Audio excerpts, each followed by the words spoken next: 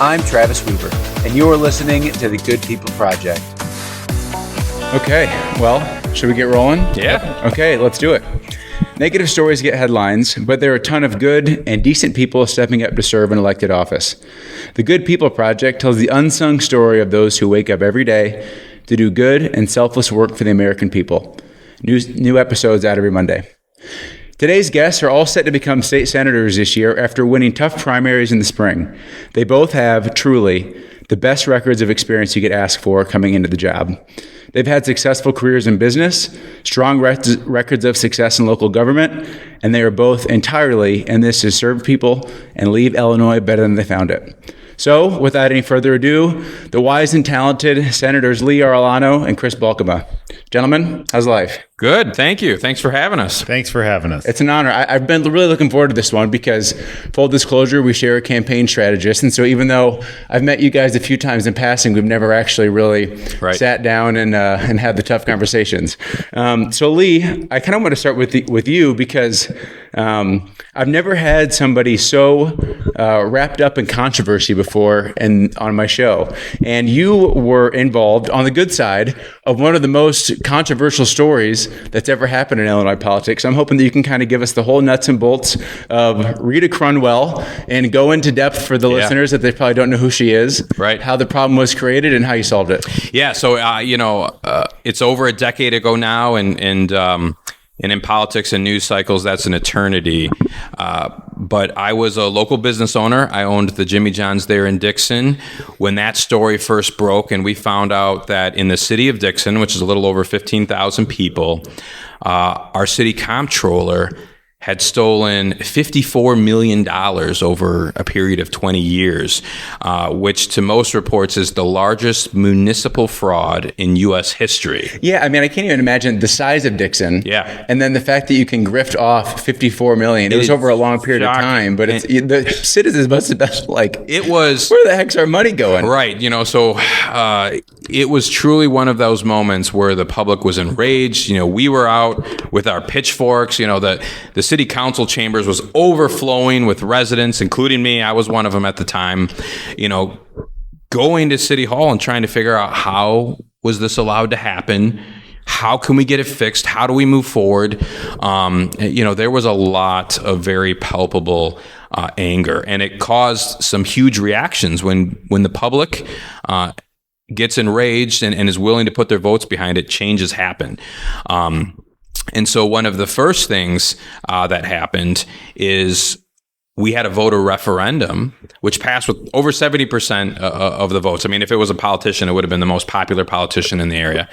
And that was to change the form of government and put in more checks and balances and modernize the way we did government and have more professional input.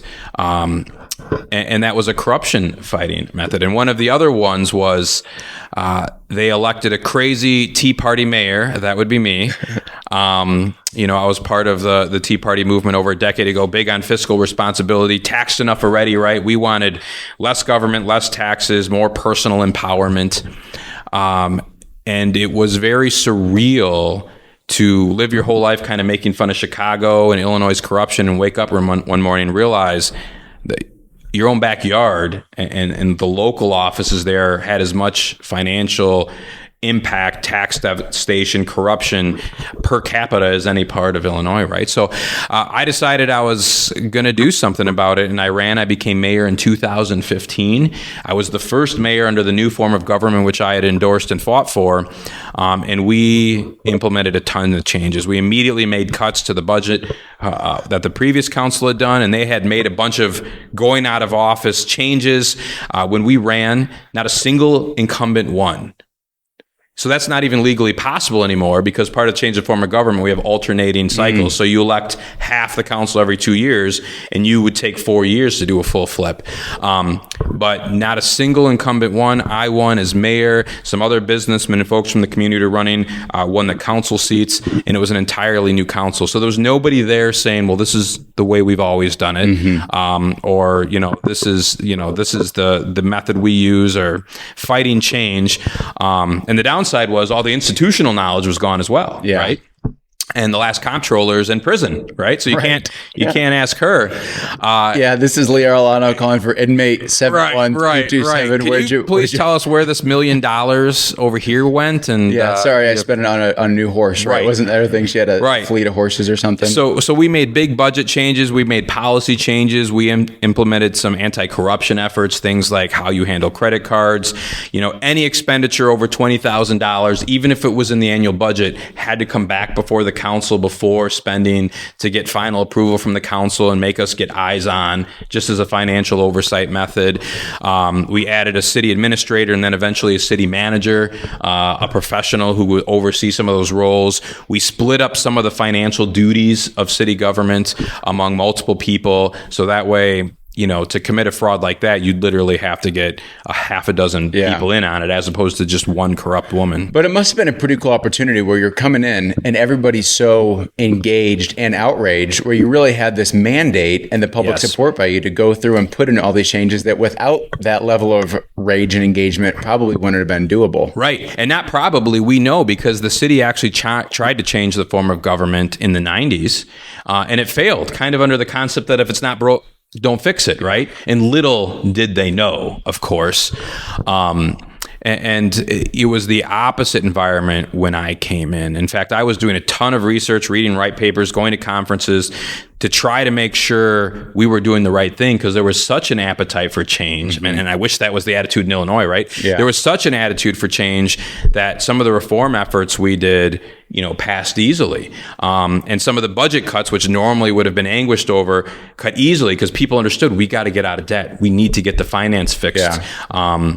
And so there were things we were able to do that were generational opportunities, whether that was change of the form of government, whether that was fixing some of the pension issues in Illinois, whether that was reorganizing public works, which we did to get better economies of scale and cross cooperation to cut costs and get more done, bring more work in-house, so we're stretching our local dollars more.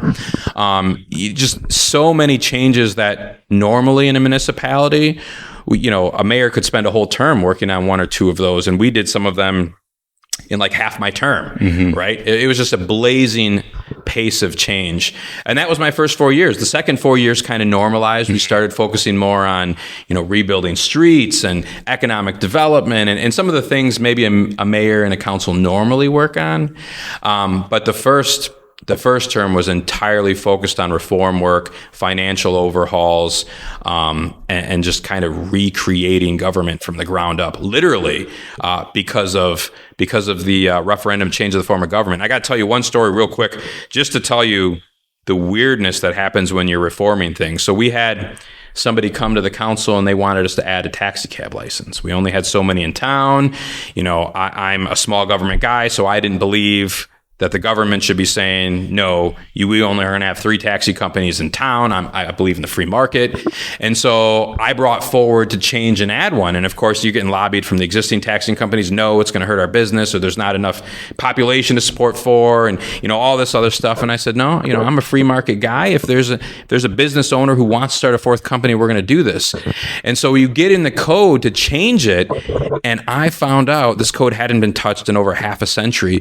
It was illegal, and I won't use the term in the code, it was illegal for an African American to own a taxi license under city code. Now, of course, state and federal law supersedes it, so it wasn't actually the law or enforceable, but that's still what the city ordinance said. And I'm like, what the heck is this? What do we got going on here? So in the process of adding this license and opening up more competition in the free market in the city, we also went ahead and got that in accordance with constitutional law.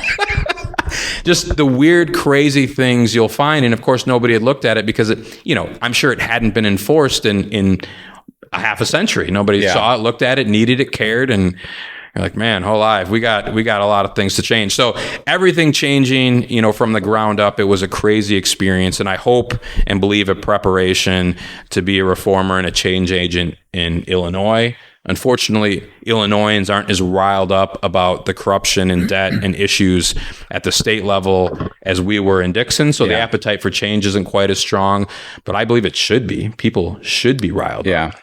Chris, you got any scandals you want to break here on the show? I came into Grundy County Board not near with the excitement we did. But Lee, it obviously has done a fantastic job. I jumped onto the county board in 2010. And the biggest things we had going at that time was the Democrats were leading, and they had decided to pay themselves double the IRS limit on mileage and the Cadillac healthcare plan.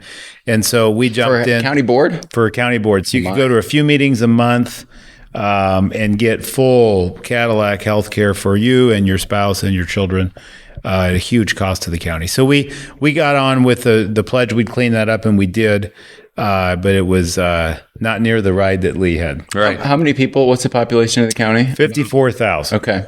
And we actually, when we're only one of probably 6 or 7 counties, where from the 2010 to the 2020 census, we grew. We went from 34,000 to 50,000. That's a big jump. Wow. And then actually, in the last 4 years, we've grown another 5 or so thousand. Is it people leaving Cook that are coming? We've got a lot of folks moving out. We've got a great economic development group, a lot of opportunities for growth inside the confines of the laws of Illinois, which is part of the reason I am running for Senate. You can only have so much impact at a county as you can at the city. Absolutely. And I wanted to jump on and try and take a crack at the state. Yeah. So when I was kind of preparing for this, I was looking at how big your districts are. And Chris, I was like blown away. So your district, and I hope nobody checks me on my math, but I'm pretty sure it's right. Your Senate district is as big as Rhode Island and Delaware combined. And it's almost as big as Connecticut. So you're going from a county, small county, 54,000, and now you're like representing a whole state almost. So are you ready to put all the miles in the car? I did. I put 40,000 miles between Christmas and actually soon after the primary. So it was nonstop. But I didn't know that stat. I wish I would have known that. I would have used that. It's all the way from the Indiana border. You're basically a governor. I mean, as far as I'm concerned. In that context, yeah, I wish I had the authority that the governor does. From Indiana line to East Peoria to just the bottom of Ottawa area, and then all the way down to Bloomington Normal. Getting into a little bit of politics here and campaigning. So, Chris, you had a 4-way race to win this. Lee, you had a 3-way race. Right. And it just adds such a new component because I've only ever ran against one single person. And I'm just curious, what's it like running and thinking, I don't necessarily need to beat this guy, and I'm hoping that maybe this guy takes some of this guy's votes away, especially for you, Chris, because when you ran for Congress in 2014, you gave him hell, came up just short, but that was a multi-person race. And I'm wondering if you look back at that one and then maybe learn some tricks about how to have a multi-person race and come out successul. Yeah, of course, I was disappointed when I lost in 14. It was great for the family because the kids were in middle school years, and I wouldn't have seen them if I had been going back and forth to D.C. But it did. It reminded me as I got into this race a lot of that. Very similar in characteristics. Originally, we had 7 people said they were going to run in this one, and myself and 3 others ended up filing.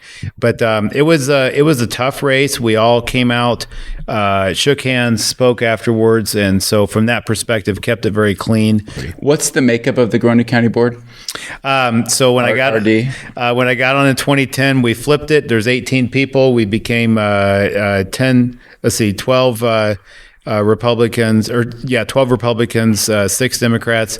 All the way through the election cycles, we just won over the voters to the point now after the 22 cycle, we are 17-1. Wow. Oh my gosh, that's a big change. So it was a great, and we didn't really push hard on that. It was just, we peeled off a few Democrats cycle over cycle because I think they liked what we were doing. Right. So I know that that the internet never forgets. So when you ran, I guess, 10 years ago, on Ballotpedia, you answered a question that says, what do you perceive to be your state's greatest risk over the next decade? Remind you, this is 2014. And you just said a 2-word answer. You got any guess what you said?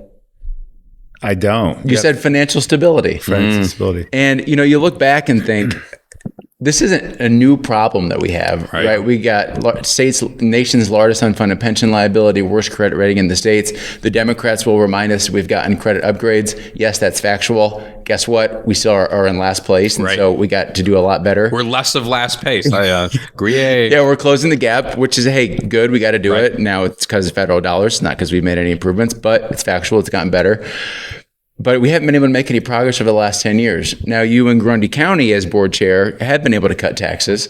And so what are some learnings that you're hoping you can take from taking the county from being blue to turning it to red and being able to show the benefits of this is how you run a smaller government, this is how you're responsible with spending, and you can bring down taxes? When I got onto the county board originally, I came in like a bull in a china shop, and I pushed hard. We took care of those few things that I spoke of that we said we were going to, the double mileage and the insurance. But we, myself and some others, pushed hard. I pushed so hard that I alienated people, and at the end of the day, I got less done than if I had stood on principle, but worked with folks. So over the last few years, we really came together, even the Republicans and the existing Democrats on the board. It was more like a city council where if you watch our videos, and they're all out there, I became chairman in 2016. There's not a lot of R&D. There's very few. I can only think of a few times when we had to talk about R&D because of some statute type of voting requirements. But otherwise, we rolled up our sleeves and got it done. So yes, we did 4 straight years of tax levy reduction. So not the rate. You can screw around with the rate and say, oh, the assessed value of houses went up and I lowered the rate, but you still increase your taxes. So we actually reduced the levy amount. Now, albeit not much, but we did year over year for 4 years. And we bottomed out. There were so many unfunded state mandates, so many things coming down from the state level that we couldn't reduce it anymore and sustain. So that's when I decided, hey, if we can do this at the county level, and I may be looking at the world through rose-colored glasses, but if we can do it in a microcosm of Grundy County of 54,000, I don't know why we can't do it with 13 million. I would say more like-minded people than not in the financial space. And I'm going to give it a crack and look for the opportunities. Right. Yeah, I'm an optimist too. I mean, look, I'm not raising the white flag. I mean, I get it. Illinois has got a lot of headwinds. We have our challenges. That's no secret. But this is my home. This is all of our home. Right. You know, you guys have kids here. I want to have kids here. And what's the alternative? We do nothing. We continue down this path. We throw gas on the dumpster fire. Right. You know, I am confident that, you know, I think one hard thing that people maybe need to wrap their heads around is Illinois is going to have high taxes. We've got the nation's largest unfunded pension liability. We're probably not going to win on the taxing, but what we can do is we can knock off new taxes. I think that's huge. Yeah. Especially as business people, one thing that we all know is it's not so much the taxes that are crippling, it's the uncertainty. And it's the fact that year over year, now you're more behind than you were the last year. Right. I really think if we could keep it flat and then get more wise with how we're spending, and then we could devote more of that spending to push down debt, we can do that. And then, but the other thing that we can do is rip out the regulation. When site selectors come to Illinois, the taxes are one thing that they recognize, but the crippling regulation is equally as challenging. And the nice thing about regulation is that you're not beholden to it like you are with spending, where you got old debts that you're still on the hook for. Regulation you can take care of. Right. Absolutely. And I think you're dead on.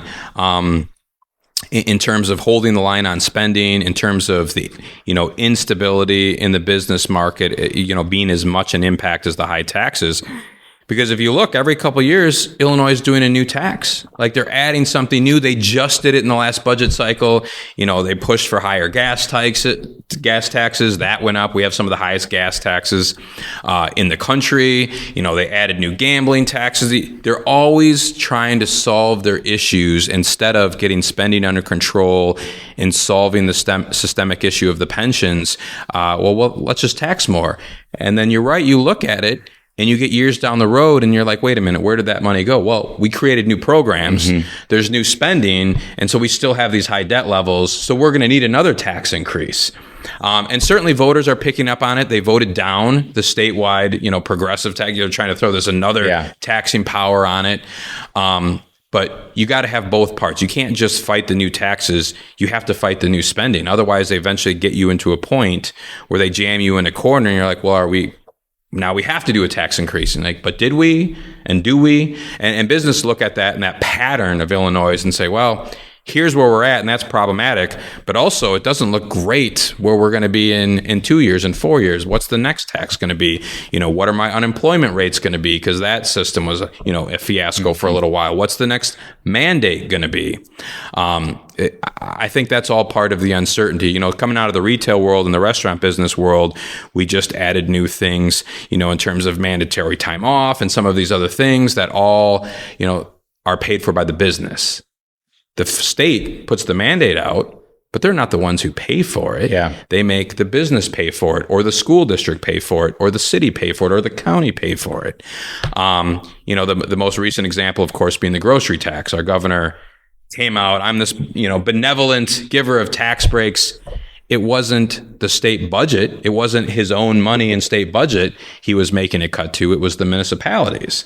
And so he does this 1% grocery tax, but then they turn around and they give the locals not only the power to add the 1% grocery tax back, but a new additional 1% on anything. Right. And so there's some folks that are going to hear the governor's promise about we're getting rid of grocery tax, but they're going to go to the grocery store and have the same tax. And then on their non-groceries, they're actually going to be higher taxed. Yeah. And that was sold as a tax break. Like, well, come on now. That's exactly right. And that was kind of a hard vote for me because on one hand, I'm thinking, okay, I'm a true fiscal conservative. Any chance I get, especially in Illinois, to vote for what's called a tax decrease, that should be an opportunity for me to vote yes. Absolutely. But then I look at it and I think, okay, yes, it is a tax decrease, but a couple things. First of all, we're empowering them to add it to higher than it was before. So we're decreasing taxes, but granting more taxing authority. Yep. And then on top of it, just morally, you come back to this issue of we have a governor who wants to run for president, does not have the stomach to cut spending required to cut taxes. So what does he do? He cuts a tax that the state doesn't collect. He cuts a tax and shoves it down the local government's throat to figure out how to pay for it. Oh, and by the way, what do local governments spend their money on? Police, fire, roads, all these great things that they don't really have a capacity to cut. Whereas as a state, we have so much below. A $53.1 billion budget is just inherently easier to find cuts because it's so much larger as opposed to when you have a small government that's kind of just nuts and bolts blocking and tackling essentials. It's really hard to put it on these locals. And there wasn't a lot of warning. It's not like this had been building towards and we're said, all right, this tax is going to sunset in 3 years. And now local mayors and councils have 3 years to figure out what are we going to do about this, do some planning. No, you have months more or less to suddenly have a $500,000 annual hole or a $1.2 million annual hole. You have not game planned for it at all. It's very chaotic and kind of an example of how mandates can just wantonly cause destruction in short notice. I was at a luncheon in probably March with some mayors. It was myself and a Democrat senator. And the mayors were expressing their concern over this grocery tax issue. And the senator said, well, how about this? What if we cut it, but then we let you guys add it back in without a referendum? You can just do a council vote. And they said, oh, that sounds better. And I said, wait a minute. You guys just said this sounds better and you're going to vote yes on a tax increase and then you're going to go back to your people and get reelected and you're going to get campaigned on that you had to do this tax increase because they want the credit for getting rid of it. You're going to have to swallow putting it back in. And they were like, yeah, we don't want that. And it really triggered for me. He's glaring at me and I'm like, that's the truth. It triggered for me memories as a mayor of these times where I think correctly, that state officials wanted credit for some project. We solved this problem. We're addressing this problem.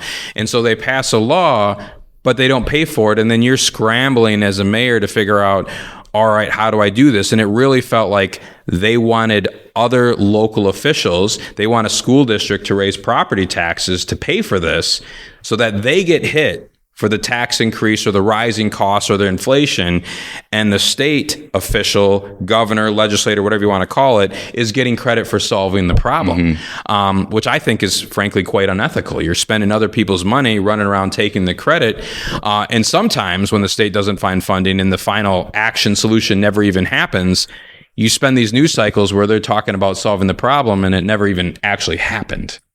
Yeah, Chris, one thing I want to switch gears on a little bit with you is something we share in our pedigree with Kat. I was there 7 years. You were there 31 years. 31 years. Just an awesome Illinois company. I know some changes lately where it's not so much an Illinois company anymore. But just curious if you got any fun Kat stories. Maybe you could tell us a little bit of just about your background and how you've gone about that journey there for such an awesome tenure of 31 years. Yeah, it's a great company. It's fed my family. It's wonderful. I started out in Lafayette, Indiana at the engine facility, and I moved over in 97, and we've had Illinois be our home ever since. But I moved around in different roles, purchasing, HR, operations. enjoyed taking the corporate perspective home at night to first a school board and then to a county board, and applying principles. It's things like all the people listening that work at CAT would know Six Sigma. So you run a Six Sigma process to improve a flow of information or a different process. And I tried that, and I mentioned earlier, I kind of went in like a bull in the china shop initially in the county board, pushed too hard and said, hey, we're going to run some Six Sigma projects here. And people said, what? They looked at me with like I had three heads. So I explained the process: define, measure, analyze, improve, control. And a few of the folks got it, but other people pushed back. We started talking about customers. And so I said, if a land use department, people come in and they want to get a permit, and people would talk about, I'd get complaints about the bureaucracy of Grundy County in this case. And I'd say, well, when we were working through step A and step B, what did the customer say? And people would say, the what? And I said, well, the customer, they're the ones that want the permit. And I said, oh, that we don't call them customers. I said, well, they're paying our We call taxes. him this annoying guy who doesn't stop calling our office. Right. That's exactly. You're like, no, that we work for them. Yes, Right. There are. Yeah. So just running through that process, I took too much corporate speak and tried to right away embed it in a government. I slowed down eventually and realized that you could make some good headway. And there's wonderful people in the county, wonderful employees, and folks just are learning the process. And I don't call it Six Sigma anymore. We just talk about process improvement. So Caterpillar is a great company. I'm disappointed that we've had so much manufacturing leave the state. That's one of the reasons I'm running at the state level is the company, of course, moved to Deerfield and then down to Irving, Texas, the headquarters. And I would really like to change Illinois so that we are attractive to manufacturing. And right now we're not. And I think we need to go really hard on tax reductions. And I know that's going to be tough. But I don't know why I can live in Tennessee or Indiana and pay half the property taxes and still get police protection, still have fire protection, still have kids going to schools. And so I want to lean hard on the property tax formula. That's not going to be easy. But when we're, third highest in the nation. Second, yeah. Second. Yeah, we're up there. I think only New Jersey beats us. We got to take a crack at that. Right. So 31 years at CAT, always had an eye on public service. Grundy County Board Chair now, ran for Congress. Now you're in the Senate. Were you raised in a political household? Was it dinner conversation? Were you a Reaganite? How did the desire get planted? Yep, I loved Reagan. My family loved Reagan. Was not an overtly political family at all. My dad did InterVarsity Christian Fellowship for years, sharing Christ with kids, and I grew up in a very a great home. My dad was, and my parents are to the right conservatively, and that's my DNA. And it's okay to go listen. And I think in previous podcasts you've talked about it, but you've done a great job, Travis, of listening. And I want to try and replicate that as I get in there. And I'll listen to anybody, including the governor, including President Harmon, as much as I can, and find out ways where we're going to have common values. And that common value has got to be less property taxes and less taxes. Yeah.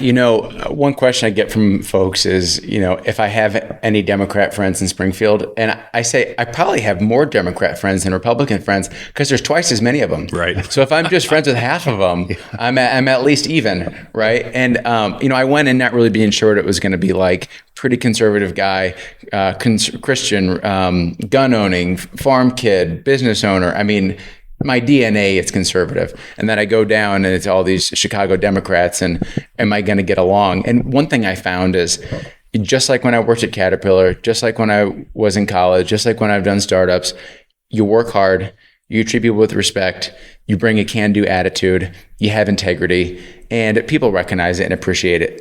I don't know that there's anybody that disrespects me in Springfield because I disagree with them. I think that the reason that they disrespect you is because you're a dick. And if you're just a nice, you don't even have to be like this glad-handing, overly bubbly, nice guy. You got to be somebody that goes there to work hard and you have high integrity. And they recognize it. And then that means that when you bring them a critique to one of their bills, they listen to it because they want to have good bills. They want to have good bills that aren't going to have shots taken at it by Republicans. And if I have a solution that's better for my constituents, it's probably better for a lot of their constituents too.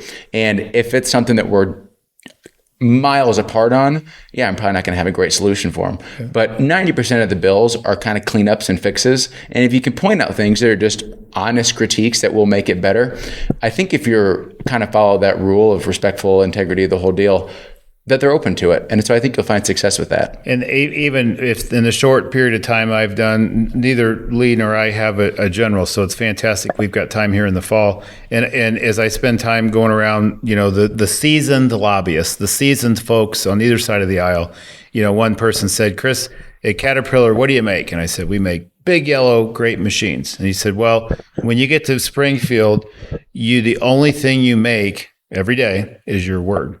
And as soon as you go back on your word, or as soon as you breach trust, that's it. You're gonna break that down. And so that stuck with me, and I appreciate your approach.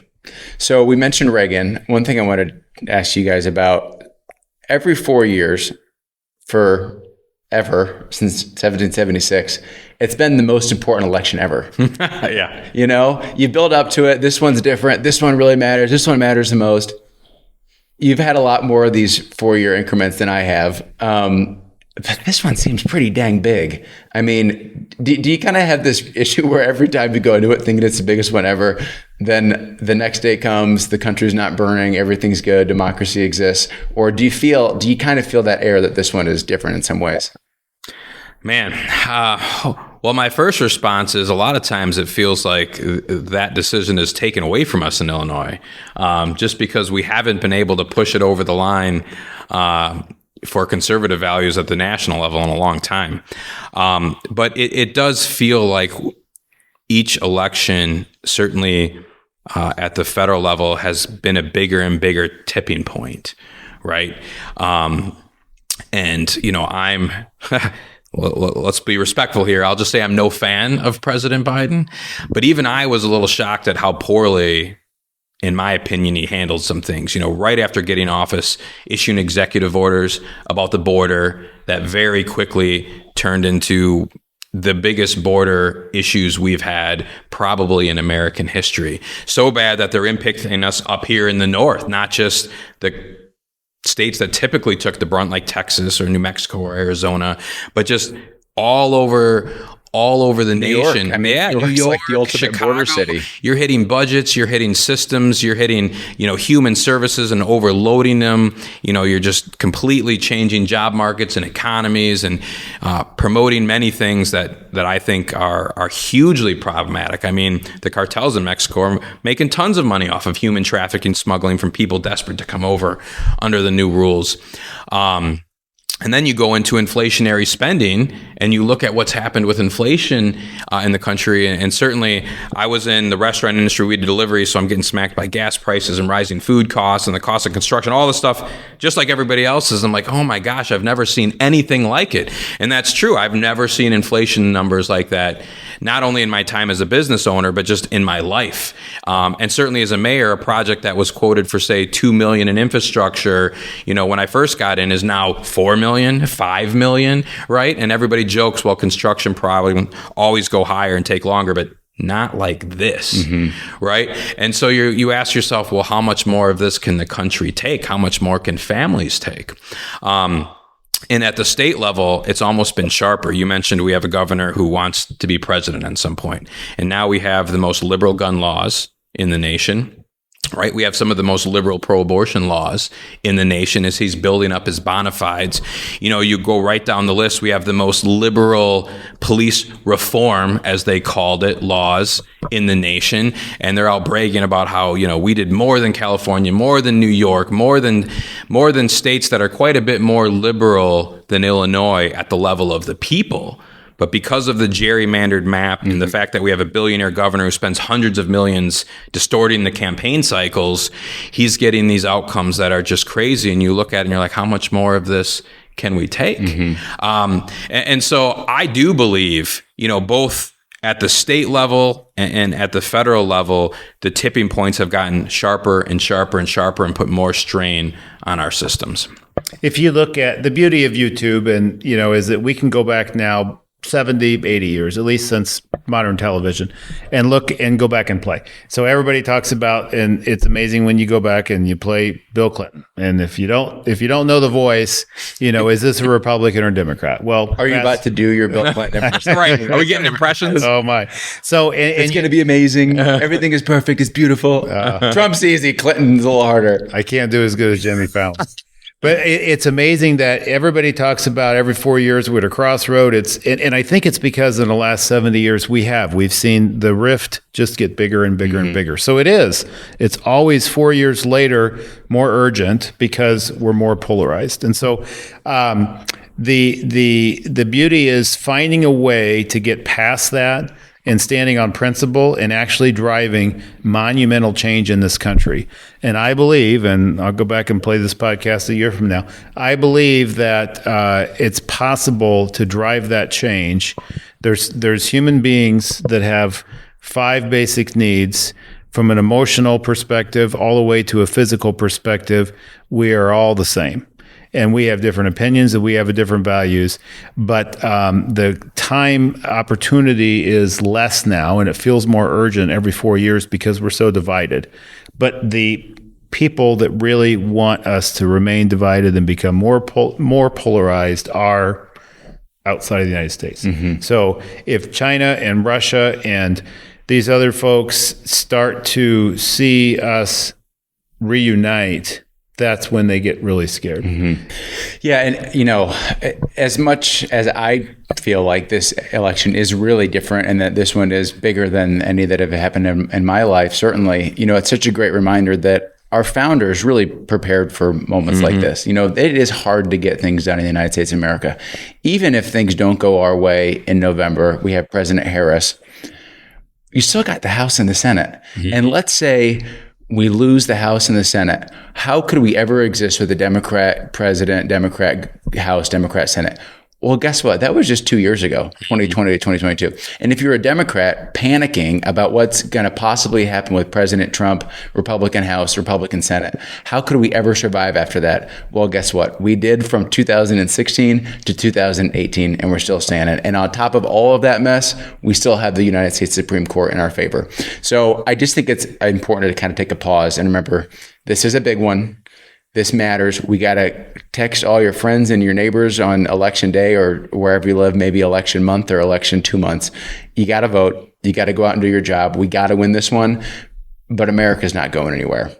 Right. And you got to draw a distinction between important and even critical and existential. I think some of the language from national Democrats about existential threats to democracy and all this other stuff directly led to the attempted assassination of President Trump. And it's not the folks who were saying those things who did it. It was someone who was hearing them and really got it imbued into their thinking and was crazy enough to go out and try it, along with, let's be honest, some severe lapses of protection. Yeah. But that kind of mentality, that language starts to tilt over into the dangerous when you're going to talk about somebody like President Trump, because you're trying to get your own base activated and you're saying the most extreme things you can think of. You're going to see some very dangerous outcomes. But we need to take it serious enough that we're getting activated and blocking some of that stuff. But to the point of the podcast, there's good things happening. There's positive things that are happening. One of the experiences I took away from Dixon is even in the light of what was the largest municipal fraud in U.S. history. This wasn't some minor corruption incident, right? There are documentaries made about it. We're in college textbooks. Like that's not a good situation. What gets untold is now we've had one of the largest municipal turnarounds in U.S. history. And when I left office last year, we were on track to be completely debt-free by 2038. When I say debt-free, I don't mean from the theft. I mean that includes police pension funds, fire pension funds, utility bonds. That includes things that were stolen and borrowed during the theft years. That includes every financial debt there is, which would put us not only back to average, back to a normal city, it would put us at the forefront of what a lot of municipalities are experiencing in Illinois. And in part, it was possible because the voters and the citizens and even the non-voters, because there are plenty of people who never vote in their lives who were there at City Hall, and they probably still haven't voted, but they were part of the agitation and voice for change, right? It was because people finally stood up and said, this is ridiculous. We can do better than this. And they were right. And I'll never forget taking office, and people knew my background, and they were trying to convince me, Mayor, there's no way you can find cuts. We've been getting robbed for 20 years. We've been running a bare-boned operation. We've been borrowing millions a year to make it happen. We've cut everything you could possibly cut. You won't find anything more to cut. And we came in and promptly found things we could cut. And initially people got mad, and then it took place, and everybody's looking around and like, oh, maybe that wasn't so bad after all. Maybe we didn't need that. And the most vivid example I can think of is the Dixon Airport. Now, the Dixon Airport didn't have a massive budget, but it was in the six figures annually. It's just a little general aviation airport. And so we took a hard look at it. We did a study. And people mock studies, it's going to sit up on a shelf, but that wasn't why we paid for this $15,000 study. We were going to make changes. And there was even like options all the way to closing the airport, to building and expanding, using it for economic development. We were looking at everything. And we finally decided to integrate it under Public Works to get some savings. We had a person running it who, they retired, and we didn't replace the position, and kind of did some of the maintenance care under Public Works. And in the end, we ended up cutting the budget about in half for the airport. He's And he's in the newspapers, there's a stir, the mayor hates the airport, all of this stuff.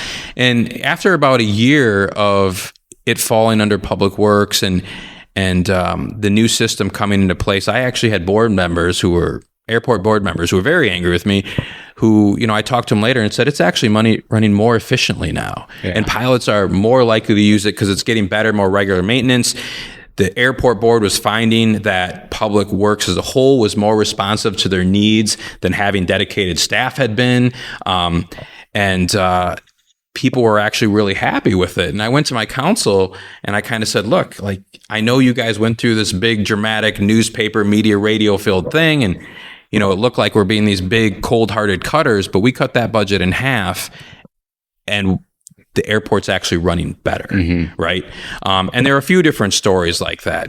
And that was they had been cutting bare bones. There was still more to cut. And I think the positive news out of that is, yes, Illinois, we have a lot of work to do to get out of our pension debts and out of all our pension systems. And we have a lot of work to get money into education and turn that into property tax cuts, right? But I won't believe anybody who tells me there isn't things that can be cut, or there's not things we can do, or this problem is just too big. I can't tell you how many times I heard that about the Dixon pension systems. This is too big. We shouldn't be tackling this. We need to fix this and this and this over here. And it took me all 8 years, and I finally won some of those battles.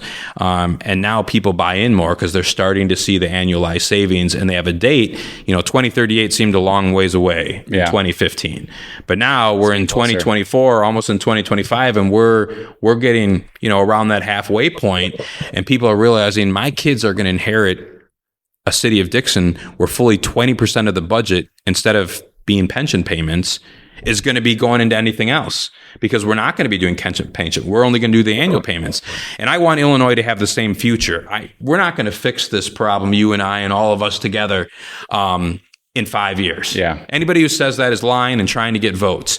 But if we don't know where we're going to be in year 5, year 10, year 15, year 20, if we don't have that date, we know, then day zero never happens, and our kids are going to inherit a state that has the same pension issues, financial issues, budget instability that it did 10 years ago when you were running for Congress, right? Well, Lee, let me I haven't read this for you. I was going to just go past it, but then you just said it so well.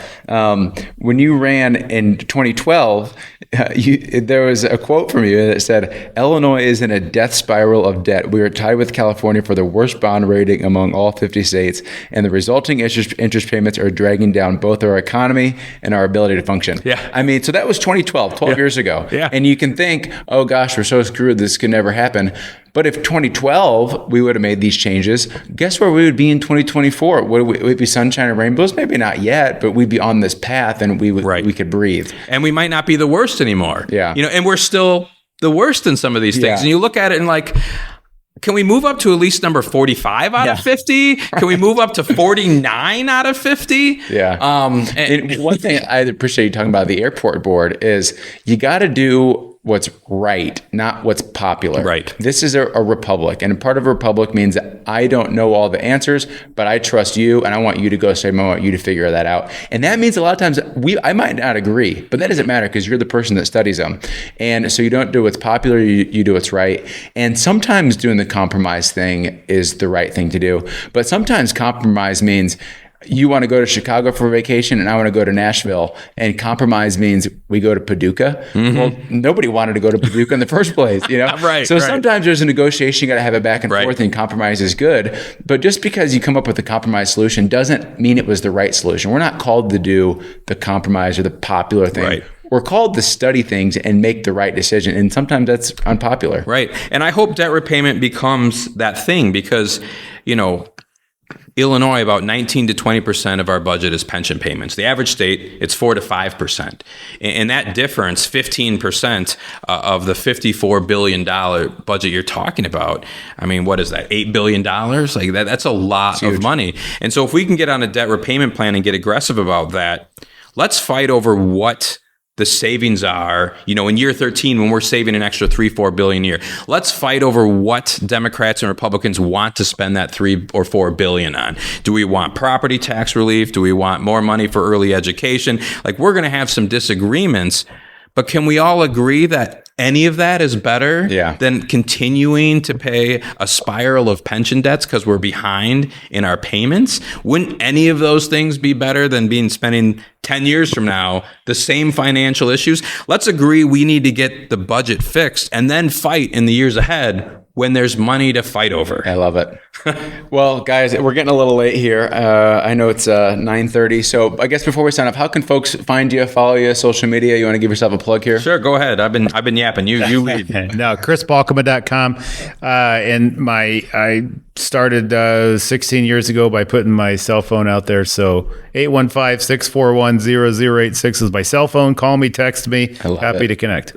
Yeah, so I am very often on Facebook, and I love Facebook Messenger. So Facebook at Elect Arellano, and just because I can't be outdone by Chris, my cell phone number is 734-771-8415. I gave it out when I was running for mayor, and the high school kids never pranked me, so I kept the same number the whole time. So we'll see how that works out. I love it. 309-645-5892. There you go. Accountability. With the millions of podcast listeners here, we may be in trouble. What have we done? Yeah, if his podcast blows up to number 1 in America, we're going to be getting some phone calls. Yeah, awesome. I appreciate it, guys. Thanks so much for the time. Hey, thanks for sharing it with us. That was great. Good job, guys. I'm Travis Weaver, and you are listening to The Good People Project.